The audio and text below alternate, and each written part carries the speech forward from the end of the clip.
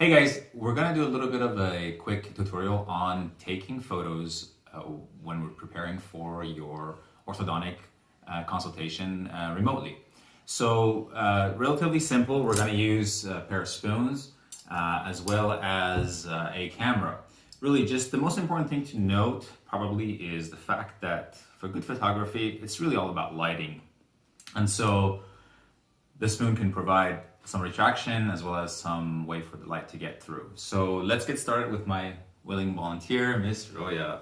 So the first thing that we're gonna do is an image for us to be able to see Roya's front teeth as they come together. So we're gonna put one spoon on one side of the cheek, the other spoon on the other cheek, and Roya's gonna hold that for me.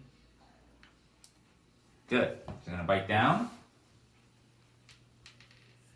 Hands out of the way. And first photo done. Second one is we're gonna take one of the spoons out, other one in. Now this one we're checking how Roya's bite on the right side comes together. So she's just pulling way out, getting her hand out of the way.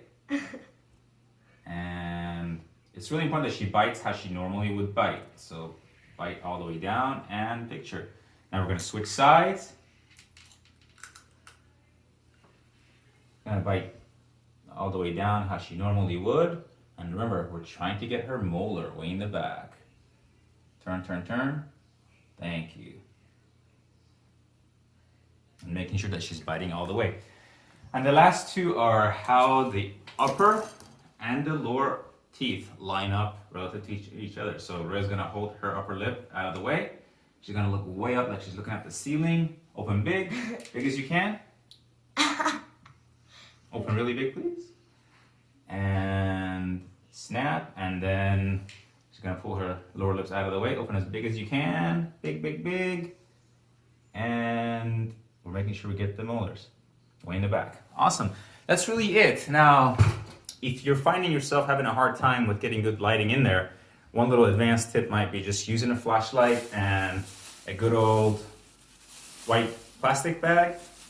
And you just basically wrap the plastic bag around the flashlight, the light source, and you just need some space. And this basically serves as a diffuser. Now you'll need somebody else to hold that lighting there for you, but that'll make your pictures even better. So hope this helps, and we'll see you guys virtually soon, and hopefully in the office as well. Till next time.